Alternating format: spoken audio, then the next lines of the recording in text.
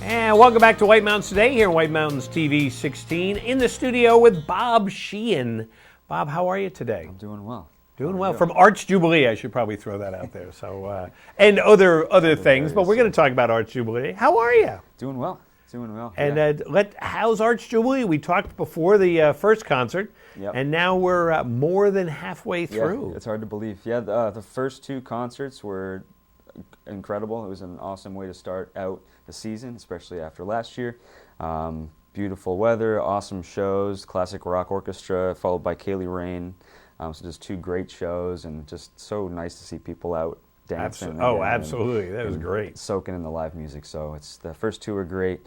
Unfortunately, we had to cancel. Real Rain, not Kaylee Ring. Right. Our most recent show, the Pops concert, we had to cancel that because of the weather, which ended up being the right call. Yeah. But it's always such a tough call.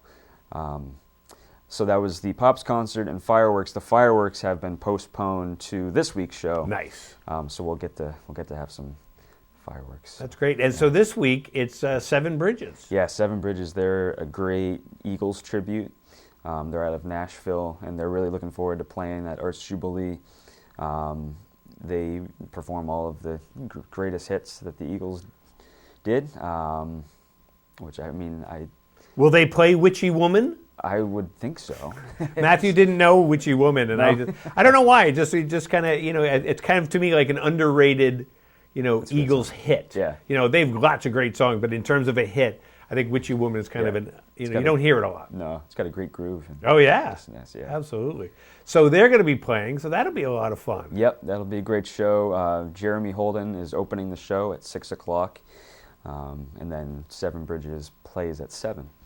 Well, that's great. Yeah. And the thing is, I went to the Kaylee Ring concert, and this wasn't a 15-minute concert. They were playing well into the evening. They were amped to play. It was their first time playing out in, I think they said 16 months. Wow. So they hadn't played since the pandemic. They've played together, but just not publicly. So they definitely gave everyone their money's worth and played. They always do, but this time especially. And folks seem to have a really good time. Oh yeah, absolutely. And so Seven Bridges this week, and then what's closing up the season this year? So our last concert on August 12th will feature Pat Caldwell and the Soul Sensations. They're actually based in Maine on the coast, and they play Memphis, Motown, soul, stuff you can really dance to and have a good time. It's really upbeat. Well, that's great. Just a mix of covers. They do some of their own stuff too. They have CDs out. For those of you who know what CDs are. CDs? Yeah. What is this you speak of? Yeah. So that's going to be a great way to close out the season. We have Riley and Dan Parkhurst opening that show. Great. That'll be a good send-off. Absolutely. And then start planning for next year exactly. already, which is... Yeah. Now, if you don't, or if you want to, I don't know, how am I phrasing this? There's food and stuff at Cranmore, so you don't have to go out to dinner first. You can come there, stake out your lawn spot, and then go get food. Exactly, yeah. Right on Zip's Pub, they serve a variety of food and beverages as well.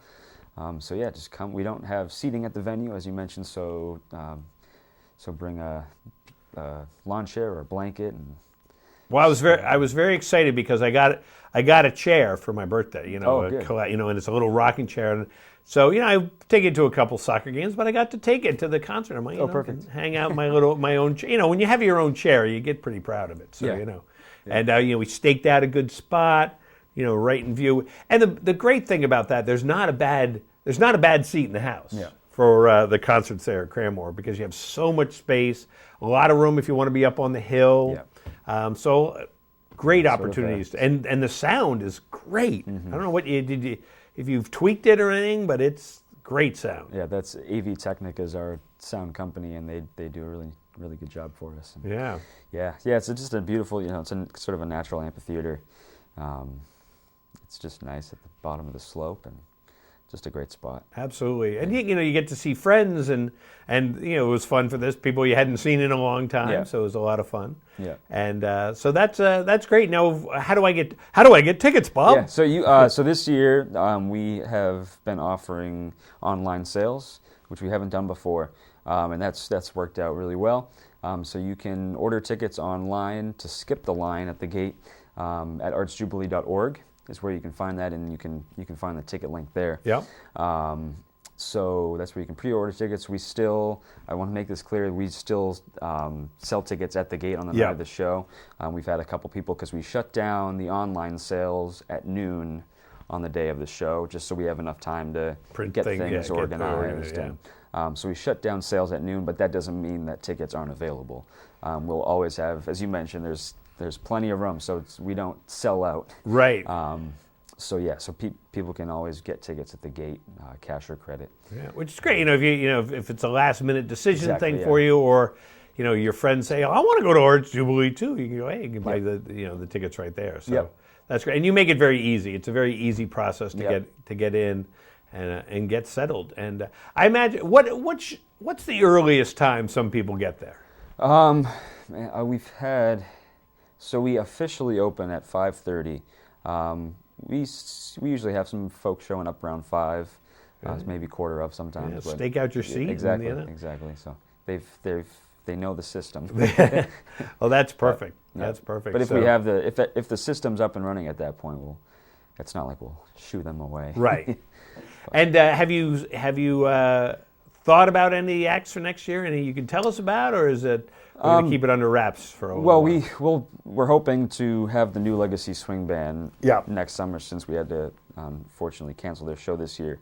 We talk about some acts. I'll keep it under wraps. But okay. Yeah, because nothing's finalized yet. But and obviously if you have any suggestions, we're always open to.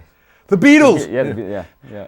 No, that's great. And one of the things too, and you mentioned them, but the opening acts every week has been it's somebody different, somebody local, and that's a lot of fun. It's a great way if a lot of times you'll see these acts performing around the valley, but it's a nice venue for them to be able to come out and be a part of Arts Jubilee. Yeah, and there's so much talent here in the valley. It's it's crazy. It'd be crazy not to feature that in some way. So so we had absolutely. That's one of my favorite things. I always want to make sure that I get there, for the opening act. And unlike sometimes you're like, oh, I'll skip the opening, but here, plus it's people and you can hang out and get a chance to see them. So.